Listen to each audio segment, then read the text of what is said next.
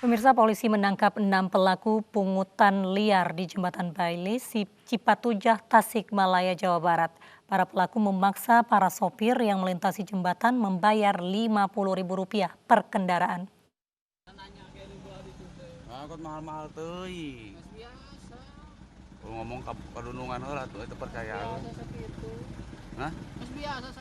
Dalam rekaman video berdurasi 2 menit 9 detik, seorang pria berpakaian kaos putih mencegat kendaraan yang akan melintasi jembatan darurat Bailey, Cipatujah, Tasikmalaya, Jawa Barat. Pelaku yang diduga preman memaksa dan meminta uang sebesar Rp50.000 per kendaraan yang akan melewati jembatan Bailey yang dibangun oleh Kementerian PU setelah jembatan Cipatujah ambruk 2018 silam. Tanpa butuh waktu lama, jajaran Satreskrim Polres Tasikmalaya menciduk para pelaku pungli. Polisi mengamankan 6 pelaku pungli yang sedang melakukan aksi pungutan liar pada truk-truk yang akan melintasi jembatan di pos jembatan Cipatujah. Selain para pelaku, polisi juga berhasil mengamankan barang bukti berupa uang tunai hasil pungli. Pelaku pungli beralasan jika pungutan tersebut sudah biasa dilakukan. Pelaku pungli ini diminta untuk menandatangani dokumen perjanjian tidak akan melakukan pungli serupa. Jika kembali melakukan aksinya, para pelaku akan dipidana. Saya atas nama pribadi dan rekan-rekan tidak akan mengulangi lagi perbuatan pemungutan liar. Bila mana terjadi sekali lagi, saya siap diproses secara hukum. Kita bergerak untuk menindaklanjuti video viral tersebut, ya.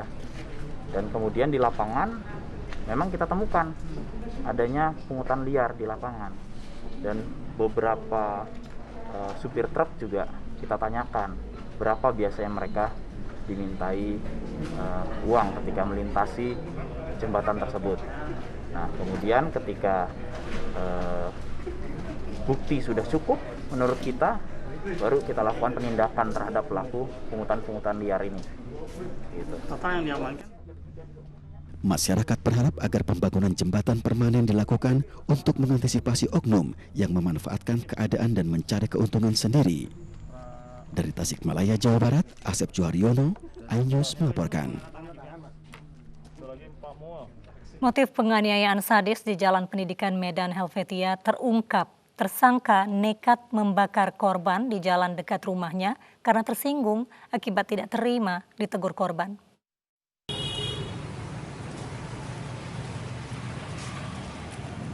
Dalam rilis kasus pembakaran korban Ridwan Siboro di Mapolsek Helvetia, tersangka DJS pemuda 19 tahun awalnya beberapa kali merayu perempuan yang merupakan adik korban.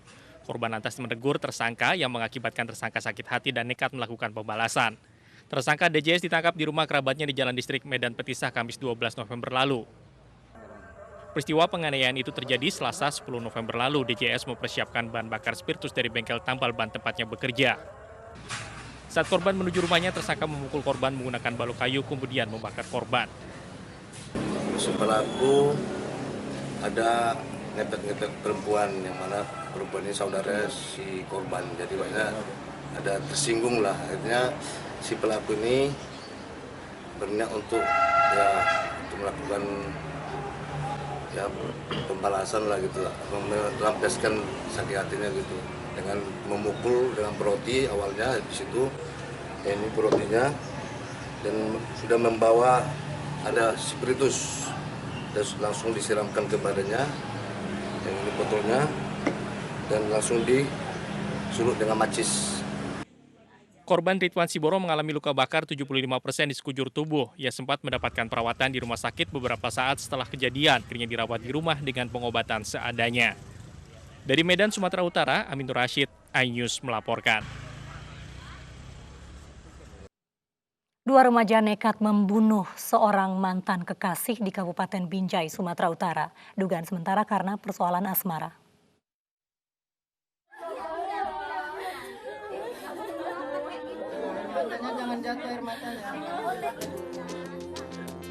Isak tangis keluarga tak terbendung saat jenazah korban tiba di rumah duka.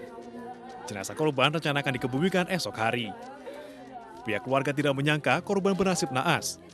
Sebelumnya, korban pamit kepada adiknya untuk bepergian bersama seorang pria yang diketahui sebagai teman sekolahnya. Tadi pagi. Ada nggak tanda-tanda kakak mau Nggak ada. bertemu? Gimana waktu mau pergi itu dia bilang apa? Dia bilang mau pergi sama kawannya, kawan kerjanya. Kerja. Terusnya? Mau? Udah habis itu pergi.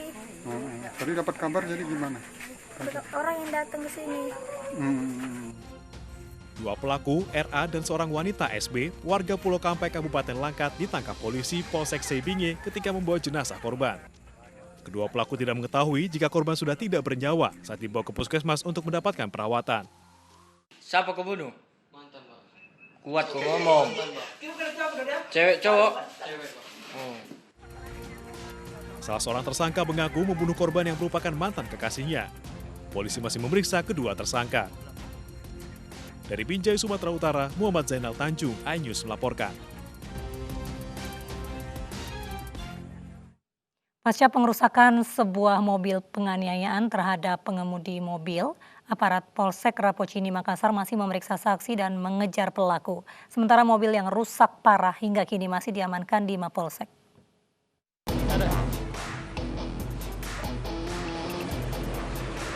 Mobil milik korban pengeroyokan oleh geng motor rusak parah dan berada di Mapolsek Rapocini Makassar. Mobil ini ditinggalkan pemiliknya setelah dikepung dan dikeroyok ratusan pengendara motor. Polisi telah memeriksa 4 saksi termasuk pemilik mobil yang terluka akibat dianiaya gerombolan geng motor. Korban dipalang oleh kendaraan lain, yaitu kelompok motor lain, sehingga korban merasa tidak nyaman dan turun dari kendaraannya untuk menyelamatkan diri ke polsek. Namun pada saat akan menyelamatkan diri, korban ini sempat dilakukan pembusuran, jadi digusur, kemudian dianiaya bagian kepala, kemudian rekannya juga dianiaya, dan korban sempat menyelamatkan diri masuk ke kantor polisi.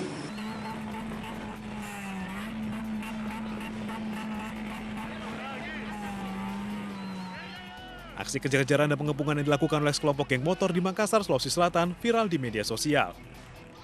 Sebuah mobil menjadi sasaran pengepungan oleh sekitar 500 pengendara sepeda motor. Pengemudi sempat mengeluarkan senjata replika jenis airsoft gun. Namun bukannya takut, puluhan pemuda malah merusak mobil dan melukai pengemudinya. Karena merasa terancam, pengendara mobil kemudian menyelamatkan diri ke Mapolsek Rapocini. Polisi kemudian mengejar para pelaku. Dari Makassar, Sulawesi Selatan, Muhammad Nurbone, iNews melaporkan.